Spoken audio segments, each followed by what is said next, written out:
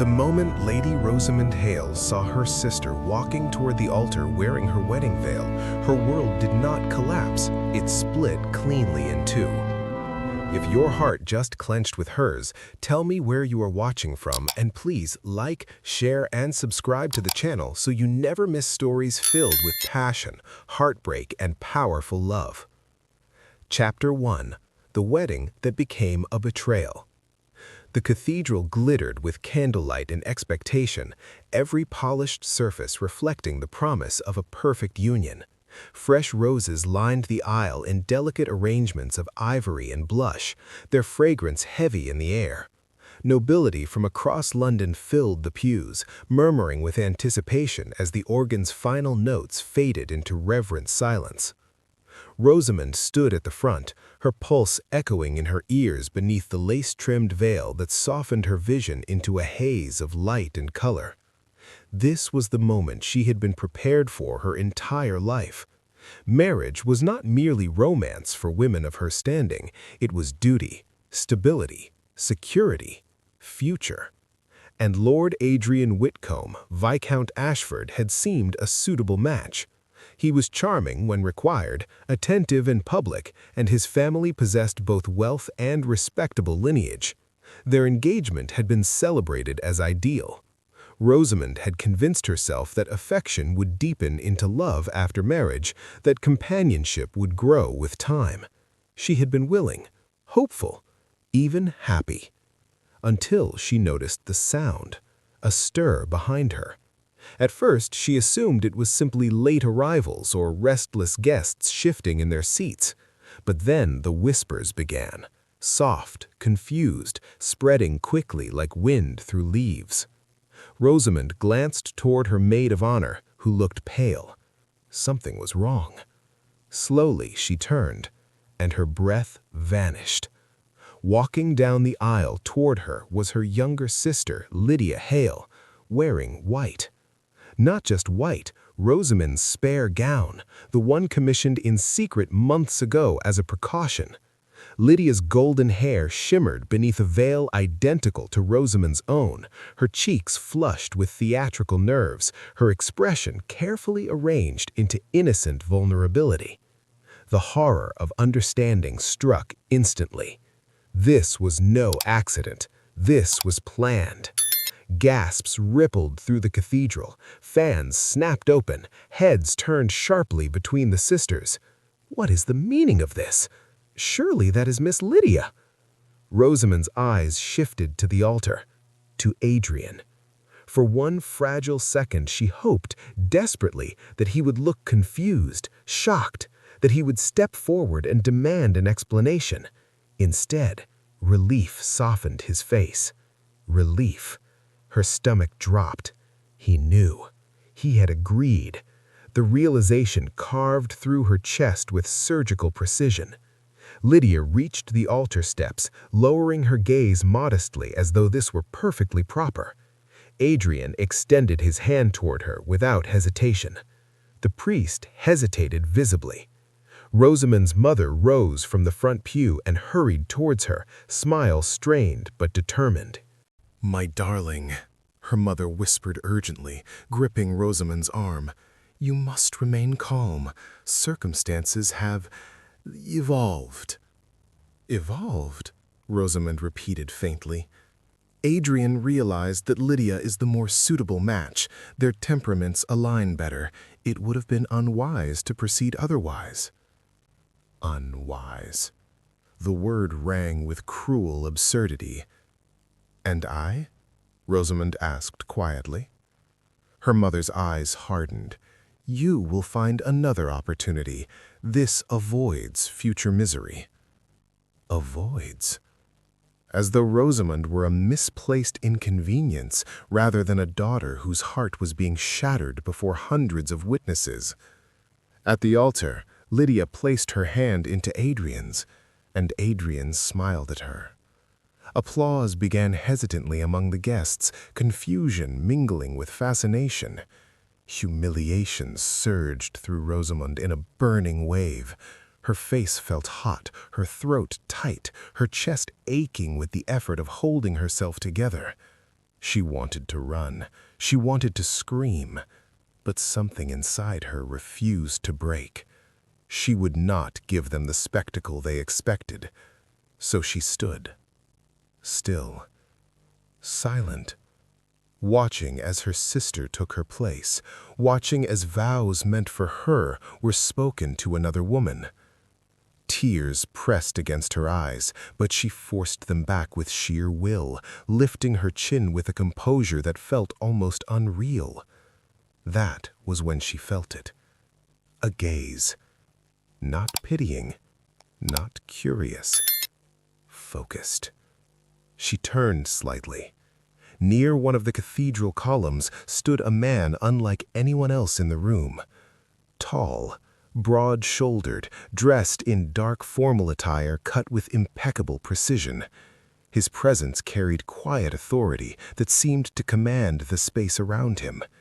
His eyes, storm gray and intensely observant, were fixed entirely on her. He had seen everything, and he was not looking away. For reasons she could not explain, Rosamund felt suddenly transparent before him, not because of her humiliation, but because he seemed to see through it, as though he were measuring her strength.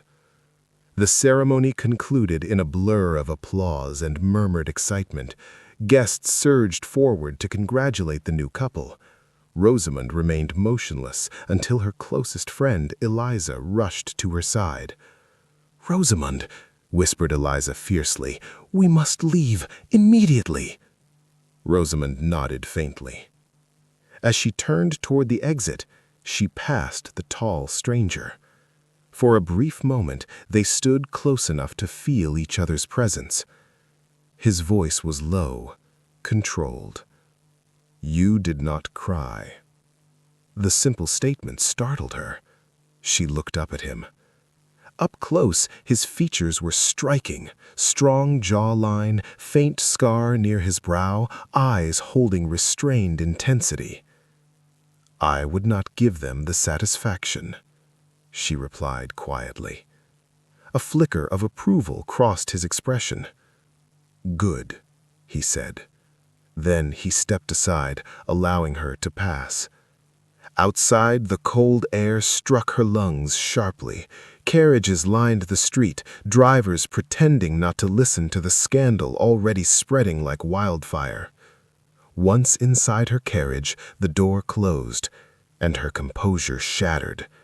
Tears streamed down her cheeks as she pressed trembling hands to her mouth to stifle the sob. "My life is over," she whispered. Eliza shook her head. "No, it has only changed." Rosamund wanted to believe her, but in their world, public humiliation like this could destroy a woman's future completely. She had gone from bride to scandal in a single hour. Yet, as the carriage began to move, one memory surfaced unexpectedly. Storm-gray eyes watching her, not pitying, with respect. She did not know the man's name. She did not know he was the Duke of Ravenshire, and she certainly did not know that before the day ended, he would decide she belonged to him. Chapter 2. The Duke Who Did Not Look Away. The Duke of Ravenshire had attended hundreds of society functions in his lifetime, yet he had never witnessed anything quite like the spectacle that unfolded in St. Bartholomew's Cathedral that morning. Not the betrayal itself. Betrayal was common currency among the aristocracy. It was the woman. From the moment the scandal began, his attention had fixed entirely upon Lady Rosamund Hale, not because she was the victim, but because she refused to behave like one. Most women in her position would have collapsed, wept, fainted, caused a scene that society would feast upon for months. She had done none of those things. She had stood still, dignified, unbroken, even as her future was stripped from her in front of half the nobility of England.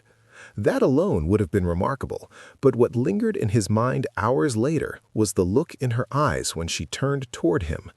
Pain, yes, but also steel, pride, control, strength. Strength fascinated him. Alaric Montfort, Duke of Ravenshire, was not a sentimental man. He had inherited his title young after his father's sudden death, shouldering vast estates, political influence, and family debts before most men reached maturity.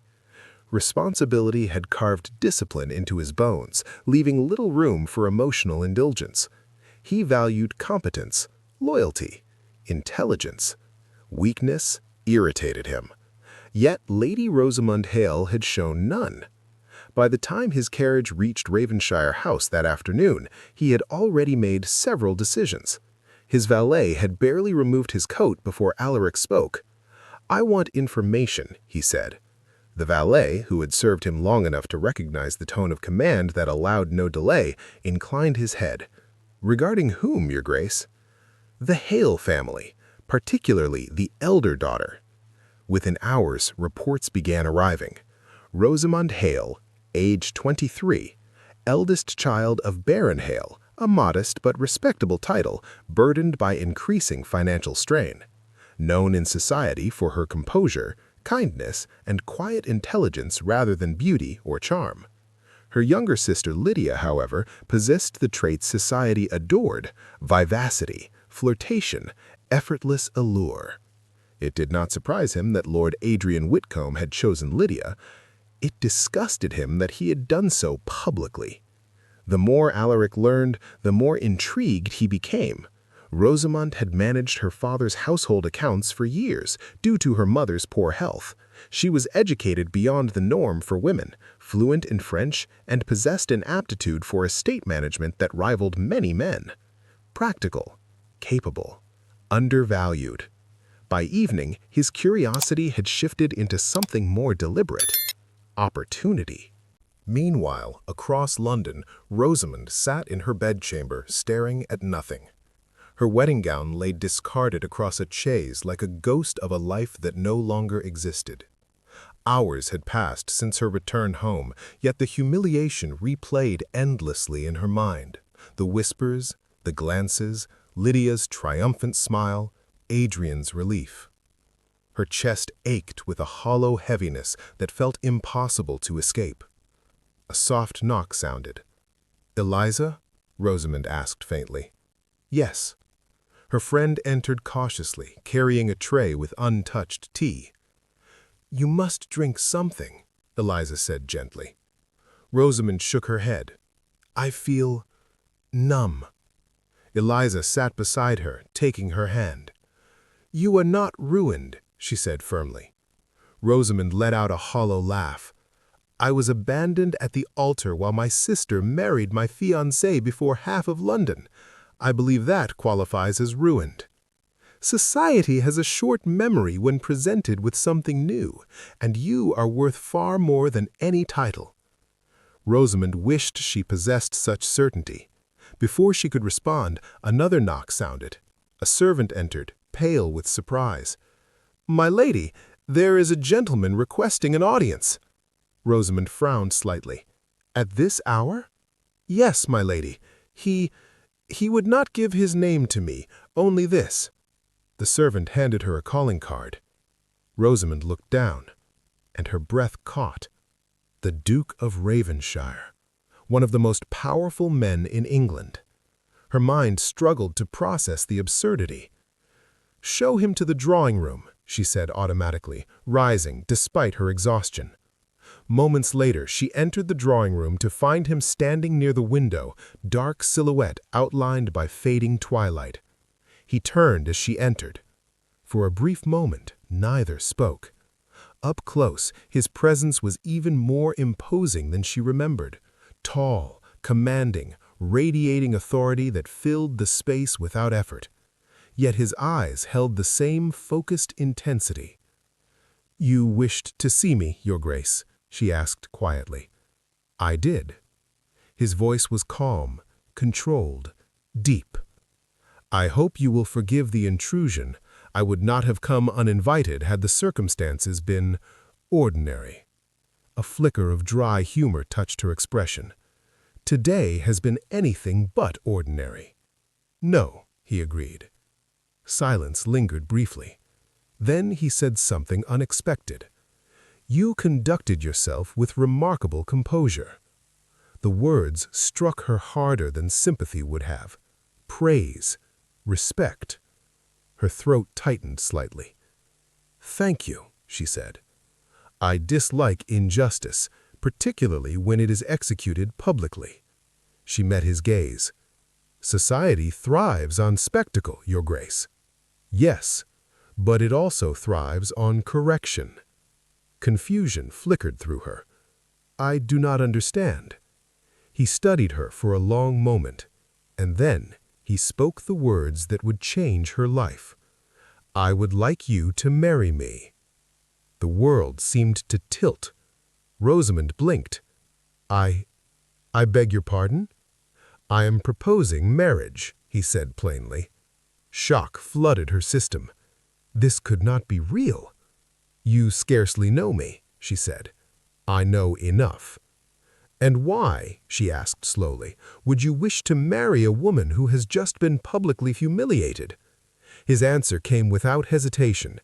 "Because you were not the one humiliated." The statement stunned her. "You were wronged," he continued. "There is a difference, and I prefer women who possess strength rather than charm." Her pulse quickened. "This is sudden." "Yes." "And your motives?" "Practical and personal." She waited. "My position requires a duchess capable of managing significant responsibilities. You possess the skills. I possess the title. It is mutually beneficial. A marriage of convenience. Logic, security, restoration." Yet beneath his calm words, she sensed something unspoken, something deeper. "You would tie your reputation to mine," she said quietly, "despite the scandal."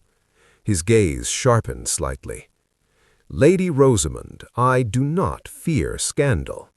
For the first time since the catastrophe at the cathedral, a fragile spark of something stirred inside her. Hope, possibility, danger. "I cannot answer tonight," she whispered. "I do not expect you to," he replied. He stepped closer, though still maintaining propriety. "But understand this. What happened today does not define your worth, and I do not make offers lightly." His eyes held hers, steady, certain. For reasons she could not explain, her heartbeat steadied under his gaze. As he turned to leave, he paused beside her. "If you accept," he said quietly, "no one will ever question your place again." The door closed behind him moments later. Rosamund remained standing in the silent room, heart racing. That morning she had been abandoned. By nightfall, she had been chosen by a duke. Chapter 3. A Fallen Bride.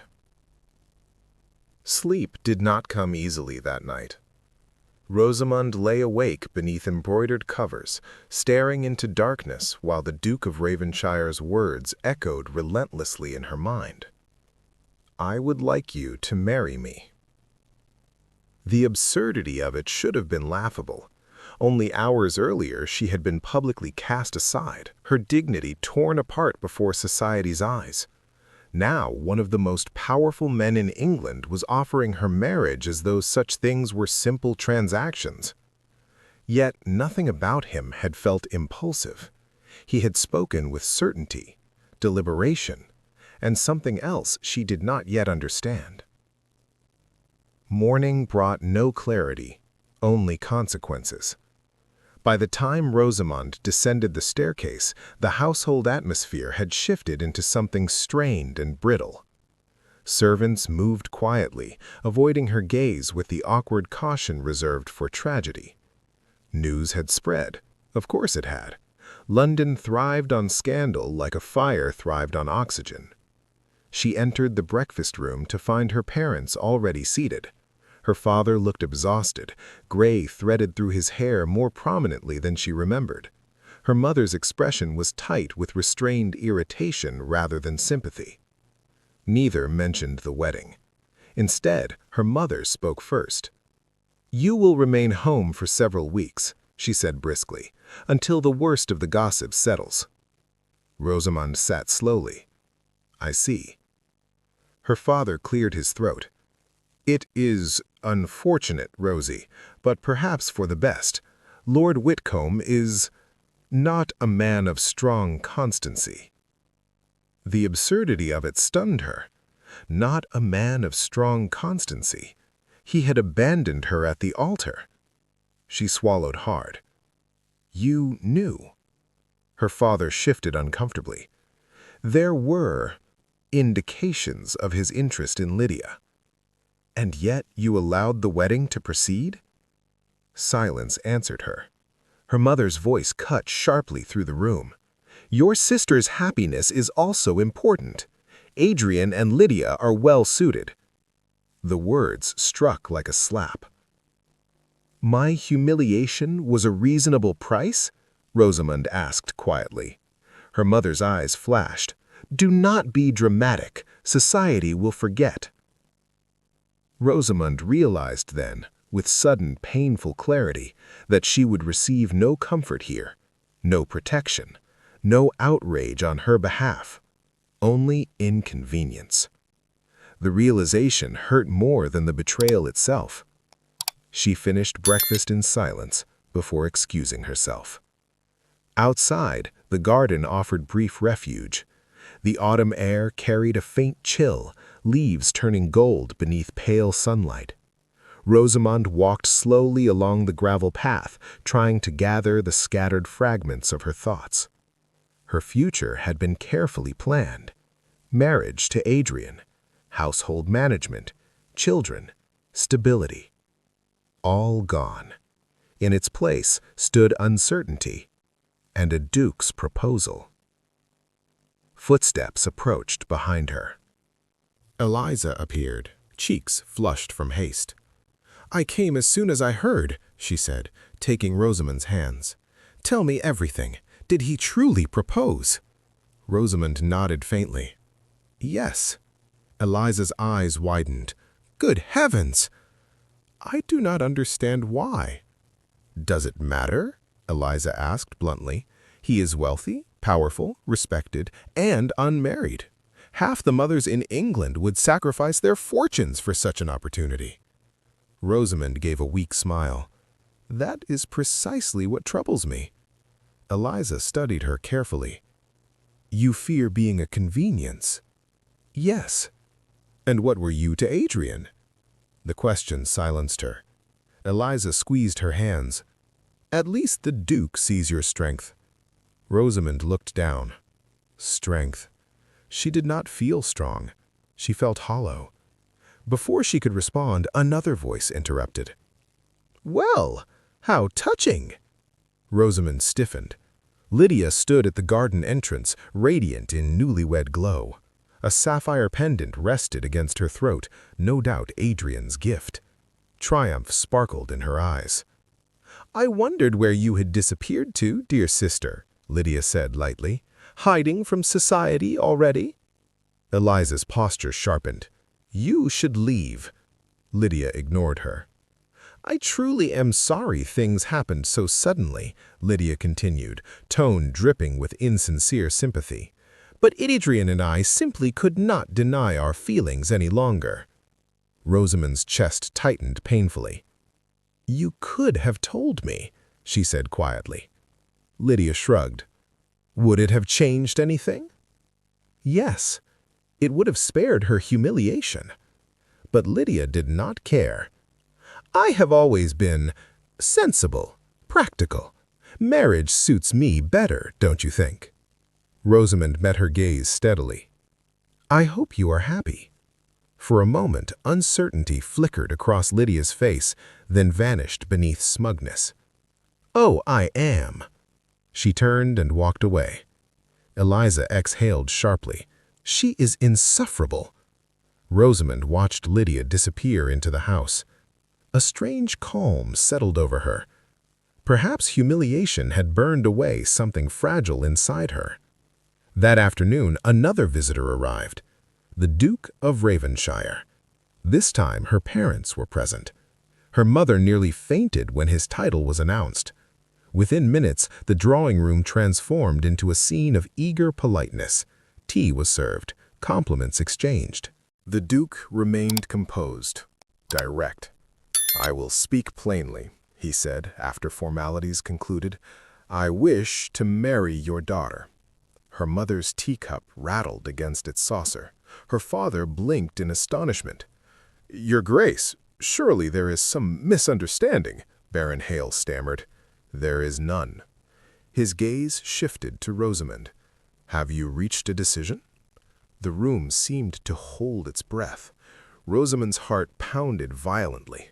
Security, respect, restoration, all within reach. But marriage was not merely escape, it was permanence. "You must understand," she said carefully, "I will not enter a union where I am merely useful." Something changed in his expression. Not irritation, approval. "You would not be," he said. "Then why me?" Silence stretched briefly.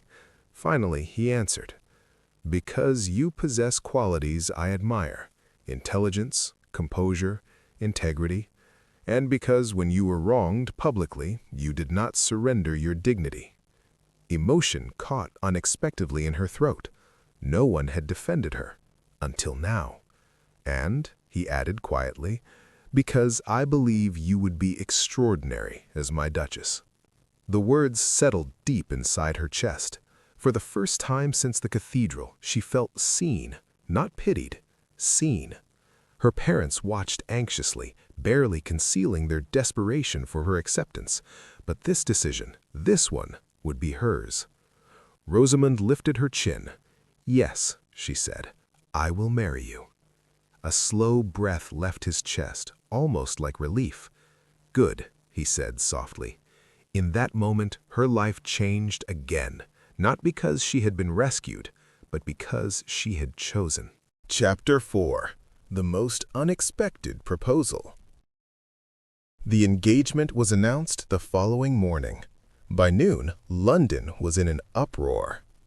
What had begun as scandal transformed overnight into astonishment, fascination, and disbelief. The same society that had whispered behind gloved hands about Lady Rosamund Hale's humiliation now scrambled to reinterpret events in light of one undeniable fact. She was to become the Duchess of Ravenshire. Invitations began arriving within hours, thinly veiled attempts from social climbers eager to repair connections they had nearly discarded. Messages of congratulations poured in from acquaintances who had not spoken to her in months. Even distant relatives suddenly expressed affection. Rosamund watched it unfold with quiet detachment. She understood now how fragile society's loyalties truly were. Respect followed power, and the Duke of Ravenshire possessed power in abundance. Still, the transformation of her circumstances felt surreal. Only 2 days earlier she had been abandoned at the altar. Now seamstresses measured her for gowns worthy of a duchess. Jewelers arrived with velvet trays of diamonds, and her mother hovered constantly with breathless excitement. "You must understand the significance," her mother insisted for the 3rd time that afternoon.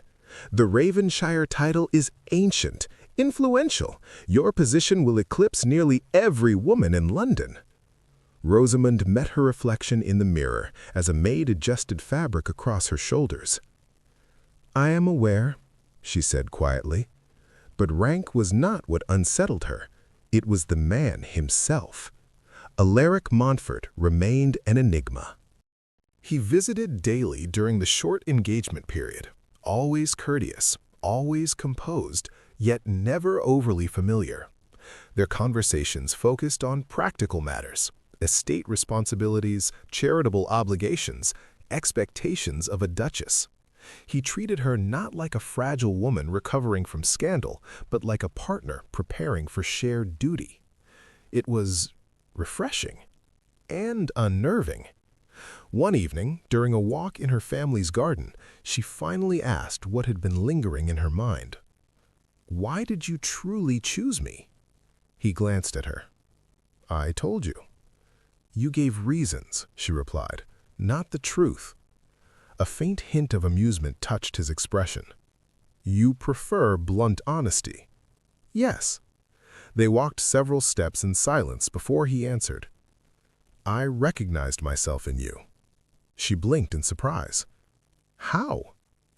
When my father died, he said calmly, I inherited everything overnight. Responsibility, debt, expectations. Society watched closely, waiting for me to fail. I learned quickly that dignity is not something others grant you. It is something you maintain despite them. Rosamund's chest tightened slightly. And at the cathedral, he continued, you maintained yours. Emotion stirred unexpectedly inside her. No one had framed the event that way before. I was simply trying to not fall apart. That is strength, he said. She studied his profile, strong jawline, focused gaze, the faint scar near his brow that hinted at a past she did not yet know. For the first time, warmth flickered beneath her uncertainty. Perhaps this marriage would not be as cold as she feared. The wedding took place quietly at Ravenshire Estate Chapel 2 weeks later. No grand spectacle, no crowds of curious aristocrats, only close witnesses and necessary ceremony. Rosamund wore ivory silk once more, but this time there was no tremor of humiliation in her chest, only cautious anticipation. When Alaric lifted her veil, his eyes held steady certainty. No hesitation, no doubt. As they spoke their vows, she felt something unfamiliar settle inside her. Safety. After the ceremony, as guests dispersed and twilight deepened outside stained glass windows, he took her hand briefly. Are you certain? He asked quietly. She nodded. Yes. His grip tightened slightly, reassuring rather than possessive. Then we begin. That night marked the start of a marriage neither fully understood yet, but one truth had already become clear. She was no longer the abandoned bride. She was the Duchess of Ravenshire. Chapter 5. Bound by Marriage. The first morning Rosamund woke in Ravenshire House, she did not immediately remember where she was. For a few soft seconds, she lay beneath heavy silk covers, listening to unfamiliar silence, the faint crackle of a dying fire and the distant echo of carriage wheels somewhere beyond tall windows. Then reality returned. She was married, a duchess, wife to one of the most powerful men in England. The realization did not bring panic as she had feared. It brought awareness, a sense that her life had shifted onto an entirely different path, one she must now learn to walk with confidence. She sat up slowly, taking in the bedchamber around her. The room was magnificent without being ostentatious, deep blue walls, carved walnut furnishings, thick rugs beneath her feet. Sunlight filtered through tall windows, illuminating the quiet elegance of the space. It felt secure. A soft knock sounded before a maid entered with tea and a polite curtsy. "Good morning, Your Grace." The title still felt strange. "Good morning," Rosamund replied gently. As she dressed, she found herself wondering where her husband was. Alaric had left shortly after dawn, according to the servants, already engaged in estate matters. The information did not surprise her. He was a man accustomed to responsibility. Yet she felt a small, unexpected disappointment. She had not expected eagerness from him, but neither had she expected the faint awareness of his absence. By the time she descended for breakfast, he had returned. He stood near the window reviewing documents, sleeves slightly rolled, sunlight catching dark strands of his hair. His presence filled the room even in silence. He looked up as she entered. For a brief moment, something softened in his expression. "You slept well?" he asked. "Yes." "Good." Simple, direct. Yet there was consideration in the question. They ate together quietly at first, the atmosphere not uncomfortable, merely unfamiliar. Marriage had bound them, but intimacy had not yet followed. Finally, he spoke. "I will be leaving for the northern estates tomorrow. Several matters require attention. I had intended to postpone, but circumstances demand otherwise." Rosamund nodded. "Of course.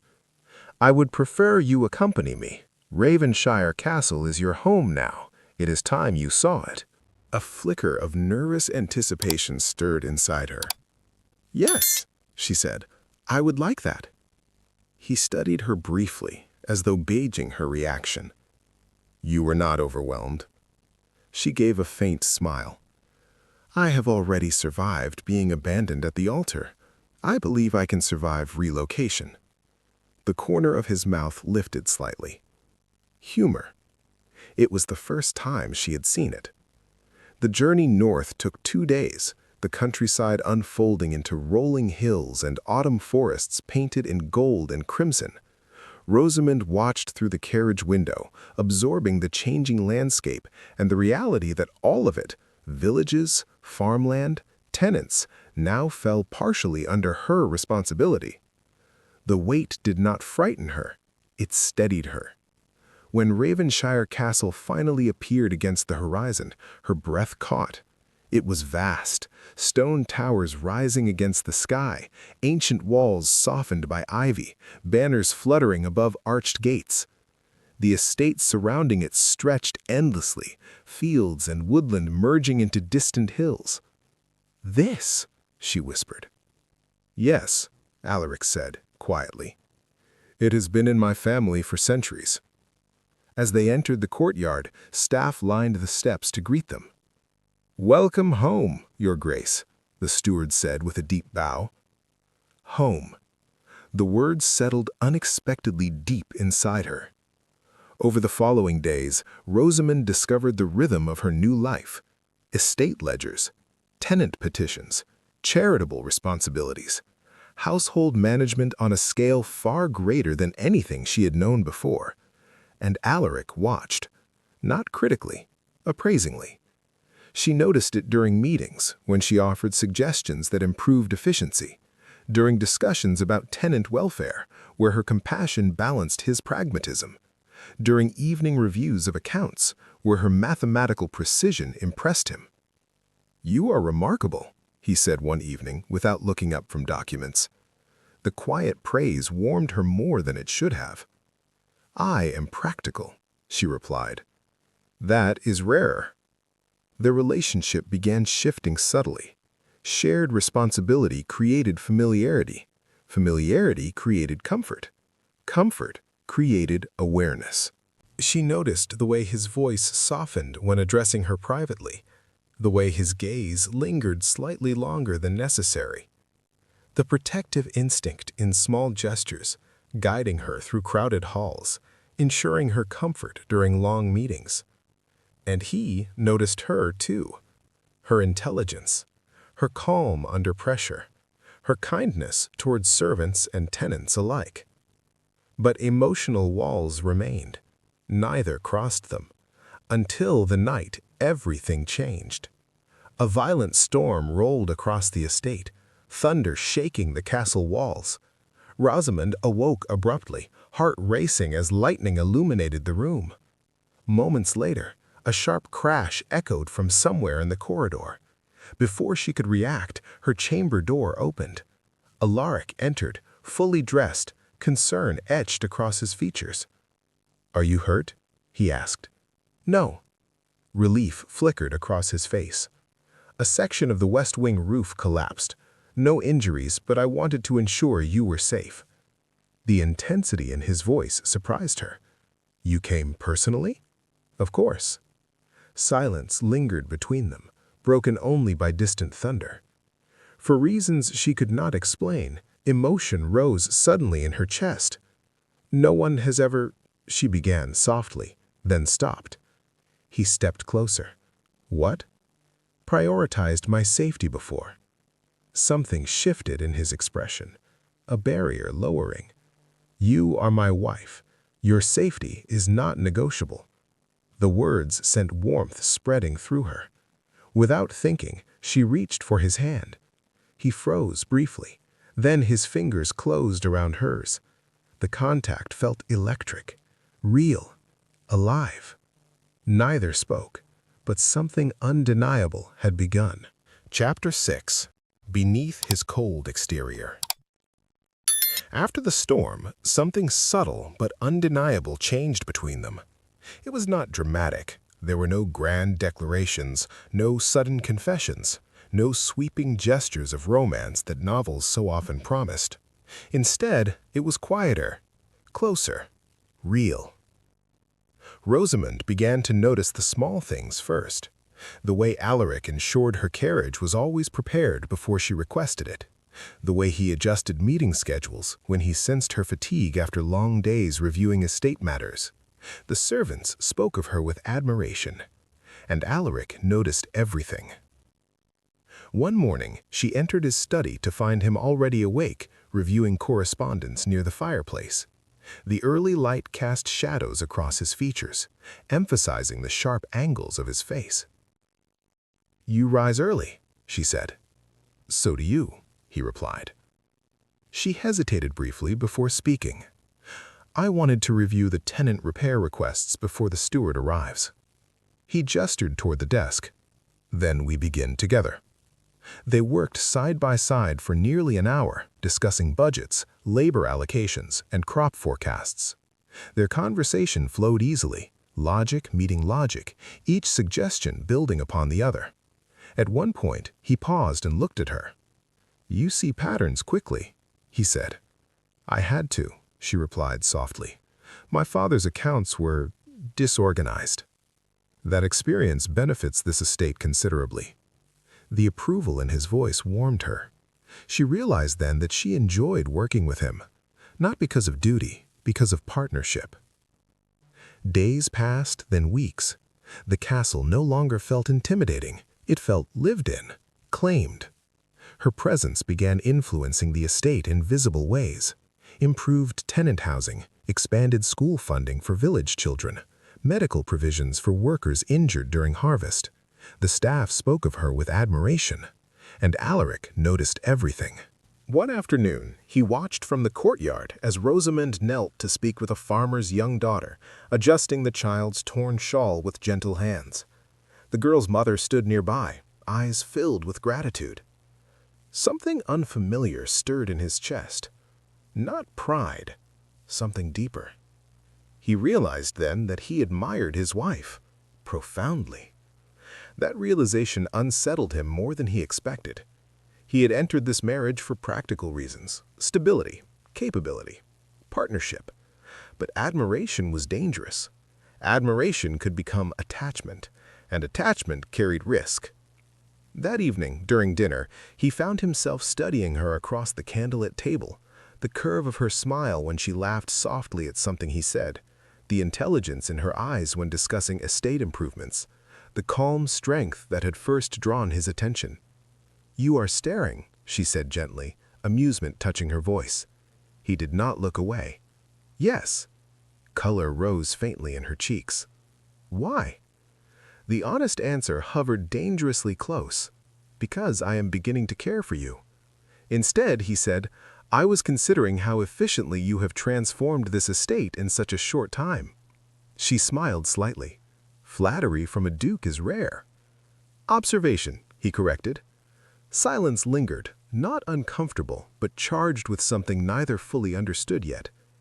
Later that night, Rosamund found herself unable to sleep. Her thoughts returned repeatedly to him, the steadiness of his presence, the reliability of his actions, the quiet warmth beginning to surface beneath his composed exterior. She realized something that both comforted and frightened her.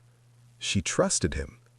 Trust had never come easily to her, but with Alaric, it felt natural. The realization deepened days later when she discovered the truth about the scar near his brow. They were riding together along the estate boundary when she finally asked. "You were injured," she said gently, gesturing toward his scar. He was silent for several seconds. "Years ago," he said finally, "a tenant dispute turned violent. A man struck me with a tool." "You could have been killed." "Yes." She studied him carefully. "Why did you not send guards instead?" His jaw tightened slightly. "Because responsibility does not disappear when it becomes inconvenient." The statement revealed more about him than he likely intended. "You risk yourself for your people," she said softly. "They depend on me." Warmth spread through her chest. In that moment, she saw beyond the title, beyond the authority, beyond the imposing reputation. She saw the man. Principled, protective, burdened, good. Emotion rose unexpectedly, catching her off guard. "You are not what society believes," she said. He glanced at her. "No? They think you are cold, severe." "And you?" "I think you are careful," she replied, "because you have carried too much responsibility alone." The words struck deeper than she knew. For a brief moment, vulnerability flickered across his face before discipline returned. "You see too much," he said quietly. "Perhaps," she answered. Their eyes held. The air shifted. Something fragile and powerful hovered between them. Neither moved until his horse stepped closer to hers, until his hand brushed hers on the reins, until her breath caught. He reached out slowly, giving her time to withdraw. She didn't. His fingers closed around hers, warm, steady, intentional. The contact sent a shiver through her. Not fear, awareness. "Rosamund," he said softly. Her name in his voice felt different, personal, meaningful. "Yes?" He hesitated, a rare uncertainty. Then he lifted her hand and pressed a gentle kiss against her knuckles. The world seemed to pause. Emotion flooded her chest, warm, bright, overwhelming. For the first time since their marriage, she realized the truth she had been avoiding. She was falling in love with her husband. And judging by the intensity in his eyes, he might already be falling for her, too. Chapter 7. Whispers of Scandal. Despite the calm that had begun to settle over Ravenshire Castle, the outside world refused to forget the events of the cathedral. Letters arrived almost daily, some polite, some filled with veiled judgment, and others downright malicious. Society thrived on scandal, and no one was willing to let Lady Rosamund Hale's name fade from gossip columns. Even though she now held the title of Duchess, the shadow of her humiliating wedding lingered. Invitations were extended with hesitation, conversations at balls were measured with care, and subtle smirks followed her wherever she went. One afternoon, as Rosamund walked through the estate gardens with Eliza, she overheard the castle steward whispering to a footman. "Have you heard? Lady Hale's disgrace is still the talk of London." Rosamund felt a wave of old shame threaten to rise. She turned sharply, her composure intact, but her heart pounded. "They will not break me," she whispered to Eliza, who nodded firmly. Inside the castle, the gossip seeped into every corner. Even Alaric's staff could not avoid discussing it, though they were careful to voice loyalty rather than mockery. One evening, during dinner, Alaric finally addressed it. "I am aware of what people are saying," he stated plainly, eyes locking onto hers across the long dining table. "Do not let them trouble you." "I try not to," I admitted quietly. "But whispers reach every corner of the estate." "You are Duchess of Ravenshire," he said firmly, "and no idle gossip will undo that. You will be judged by your actions, not by their words." She nodded, taking comfort in the steady reassurance in his voice, though her heart still ached with the sting of judgment. Yet the whispers were not all external. Lydia, her sister, seemed intent on further unsettling her. A letter arrived one morning, written in a tone so sweetly venomous it made Rosamund's skin crawl. "Dearest Rosie, I hope you are settling into your new life comfortably. Remember, not everyone appreciates talent or diligence the way your husband does. Some people will always prefer spectacle to substance. Rosamund crushed the letter in her hand, forcing herself to breathe. Eliza, ever protective, said, "Do not allow her words to poison your thoughts." "I will not," she said, though the effort was palpable. The social season arrived in full force. Balls, dinners, charity events, she attended them with grace, guided subtly by Alaric, who watched over her with a vigilant eye. His presence was both shield and subtle declaration of their bond, though he never made a show of affection in public. At a winter ball, whispers began anew when someone noticed the scar on her wrist from a carriage accident days earlier. The rumors twisted it into tales of emotional weakness, heartbreak, and distress. Alaric noticed the first snickers and scornful glances. He approached her calmly, offering his arm. "Come," he said, "we will not allow them to unsettle us." As they walked together, she realized that their partnership extended beyond marriage duties. It was protection, solidarity, and quiet defiance. Yet, despite his support, the whispers continued. Even in her private chambers, Rosamund felt the weight of judgment pressing in. Every misstep, every falter was amplified in the court of public opinion. One evening, as she reviewed estate accounts by candlelight, Alaric entered quietly. "You look troubled," he observed. "I am learning that being a duchess is not merely a title, it is a performance. Every word, every action scrutinized." He knelt beside her chair, placing a hand lightly over hers. "You are not performing for them. You are performing for yourself and for those you protect. The rest is irrelevant." Her chest swelled with gratitude and quiet affection. His words soothed the sting, yet a lingering tension remained. Because even though he offered protection, society's gaze was relentless. Every move she made, every smile she gave, every decision she implemented, scrutiny waited at each turn.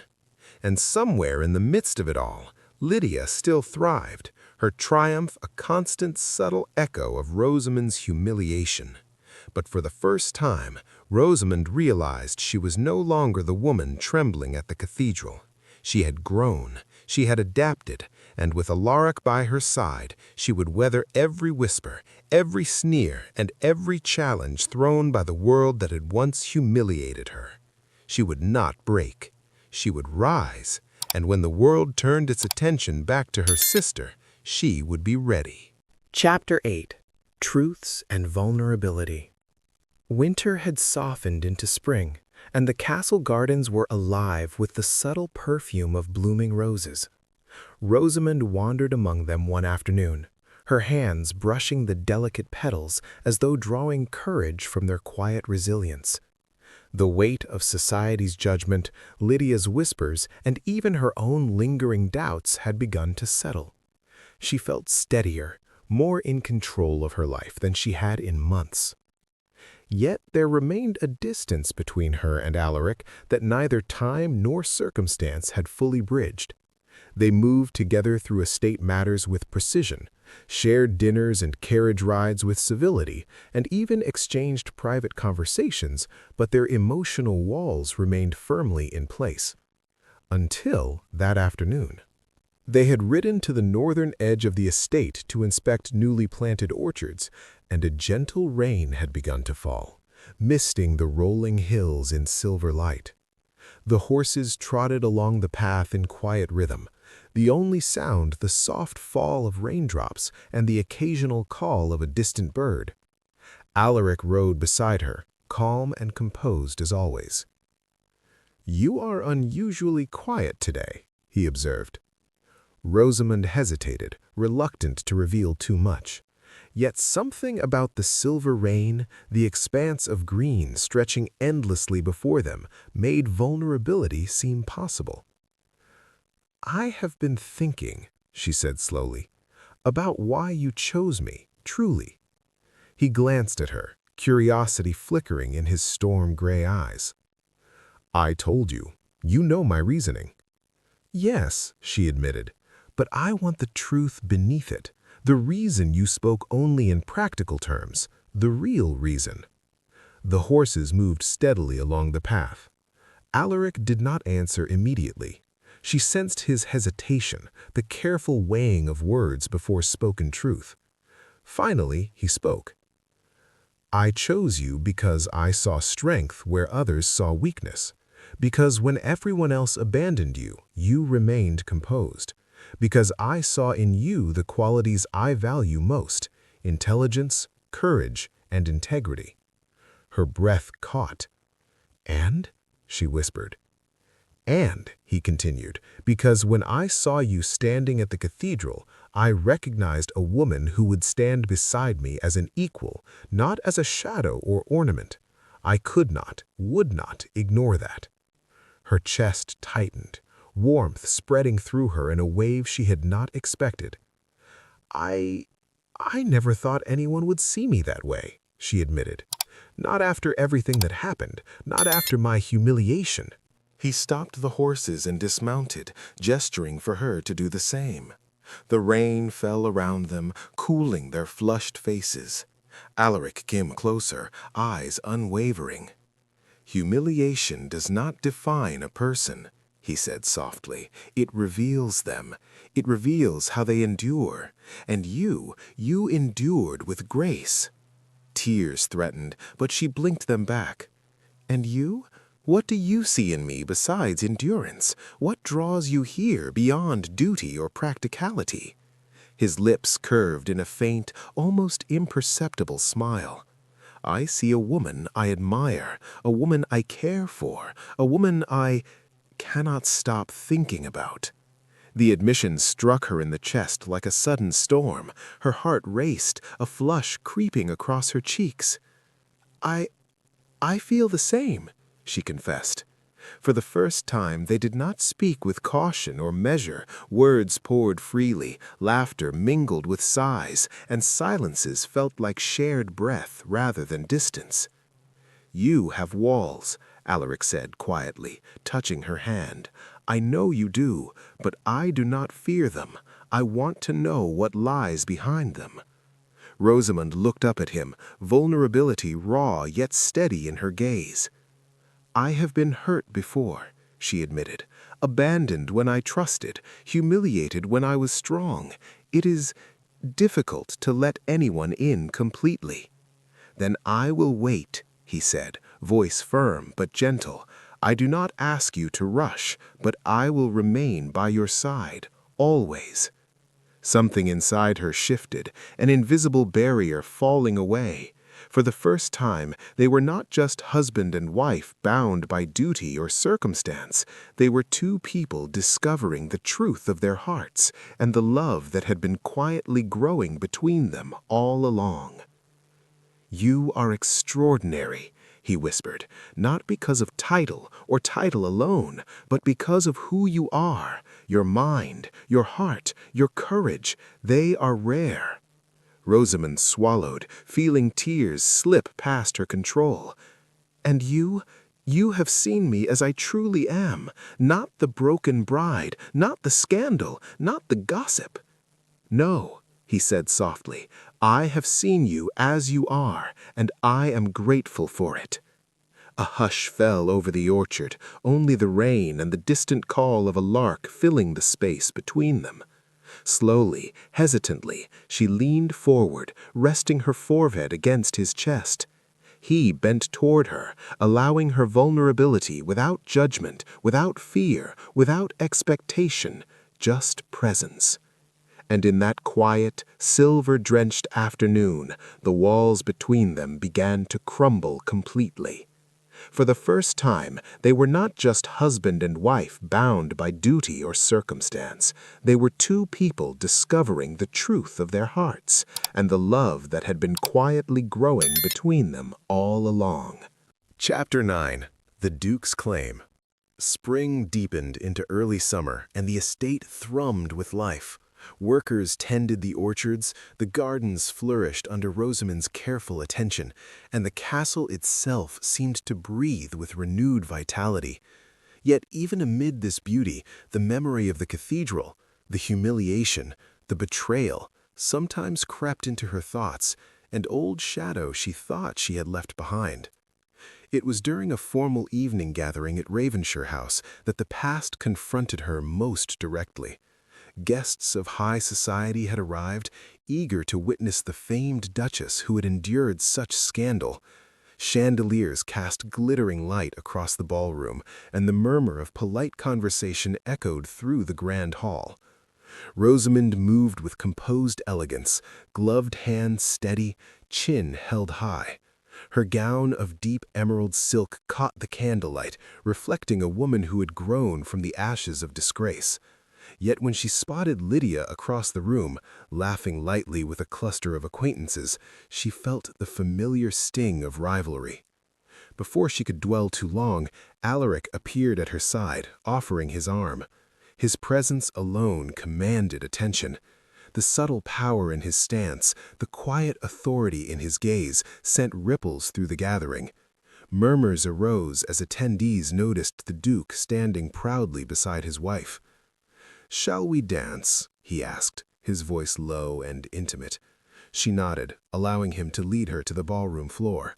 As they moved, the grace of the dance masking the electric tension between them, he leaned close enough for only her to hear. "Tonight, I claim what is mine," he murmured. She arched a brow in surprise. "Your heart?" she asked lightly, though her racing of her pulse betrayed the seriousness beneath his words. "Much more than that. Your trust, your place, your dignity. No one who has wronged you will ever touch it again." The intensity in his eyes left her breathless. For years she had been abandoned, humiliated, and underestimated. Now she was being defended by a man whose power extended across counties, whose name alone carried weight in every corner of London society. As they continued their dance, Alaric's words echoed through her mind. He was not offering empty consolation. He was staking a claim, declaring in subtle yet undeniable ways that she belonged beside him and that he would not allow the world to diminish her again. Later that evening, as the last of the guests departed and the grand hall fell silent, Rosamund found herself alone with him in the drawing room. The warmth from the fire flickered across their faces. She could no longer pretend to hide the depth of her feelings. "You have changed everything," she whispered. "My past, my reputation, even my view of myself." Alaric stepped closer, his hand brushing hers, lingering in a touch that spoke volumes. "You changed me first," he said softly. "You reminded me that strength is more admirable than beauty, that character surpasses title, and that love is worth every risk." Her breath caught. In his eyes, she saw no judgment, no expectation, only steadfast devotion and an unspoken promise of protection. "I feared the world would always see me as broken," she admitted. "But with you, I feel whole." He smiled, a rare and private expression, and brought his hand to her cheek. "You are whole," he said. "You always were. I simply saw what others could not. And now I claim you, not because of society, not for duty, not for appearances, but because you are mine, entirely." Tears blurred her vision, but they were tears of relief, joy, and awakening. She reached up, pressing her hands against his chest, feeling the steady beat of his heart. "And I am yours," she whispered, "completely." For the first time since the cathedral, she felt untouchable. Not because society granted her position, but because the Duke of Ravenshire had claimed her with every ounce of his power, devotion, and love. Outside, the night was calm, the estate bathed in silver moonlight. Inside, two hearts intertwined, each recognizing in the other a partner, a protector, and the love they had been searching for all along. For Lady Rosamund Hale, the woman who had been abandoned, humiliated, and underestimated, the world had finally shifted. And at the center of it all stood the Duke, a man who had claimed her not for title, but for the extraordinary woman she had always been. Chapter 10. A Duchess Reclaimed. Rosamund stood on the terrace of Ravenshire Castle, the summer wind teasing the folds of her emerald gown, her heart finally at peace. She had once been abandoned, humiliated, and left to wonder if she would ever be seen for who she truly was. But now everything had changed. Alaric appeared beside her, his presence steady, unwavering, and filled with a quiet power that no one else could match. He took her hand, their fingers intertwining naturally, and for the first time in months she felt completely safe, not just in body, but in heart. "You've transformed this place," he said softly, his eyes tracing the horizon. "Not because of your title, but because of who you are, your courage, your heart, your strength." She looked at him, emotions flooding through her. "And you've transformed me," she whispered, "from the girl abandoned at the altar into the woman who knows her worth and can love without fear." Alaric drew her close, their foreheads touching, breaths mingling. "You are extraordinary," he said, voice low, reverent. "I am honored to call you my wife." A smile curved Rosamund's lips, tears threatening but held back by the fierce joy in her chest. "And I am honored to stand beside you, forever." The castle, the gardens, even the whispers of society faded into the background. What mattered was here, in this moment, two hearts united, a past left behind, and a future full of promise. For Rosamund Hale, the woman who had been humiliated at the altar, the world had finally shifted. She was no longer defined by betrayal or scandal. She was a duchess, a partner, and a woman truly seen. And as Alaric's hand held hers tighter, she realized she had not just survived, she had been reclaimed. Together, they faced the horizon, the sun setting in gold and amber, a perfect symbol of endings transformed into beginnings. Conclusion. Rosamund's story is a testament to resilience, courage, and self-worth. Life may humiliate you, betray you, or test you in ways that seem unbearable. But it is not the setbacks, the heartbreak, or the whispers of society that define you. It is how you rise after them. Strength is found not in perfection, but in the courage to face adversity with grace. True dignity comes not from others' recognition, but from honoring your own worth, even when the world doubts you. And love, the deepest kind, grows strongest when two people see and respect each other for who they truly are. No one can reclaim your life for you. Your future belongs to you, and the moment you choose to stand tall, embrace your power, and refuse to be diminished by others' opinions, you claim it fully. Every wound, every humiliation, every heartbreak can become a stepping stone toward a life of purpose, love, and fulfillment. Remember, your value is never determined by who abandons you, who laughs at you, or who underestimates you. Your value is in your courage, your resilience, and your refusal to surrender your heart or your dreams. Stand proud, walk boldly, and never forget that even in the darkest hour, the world cannot take away the light you carry within. Rise, reclaim, flourish.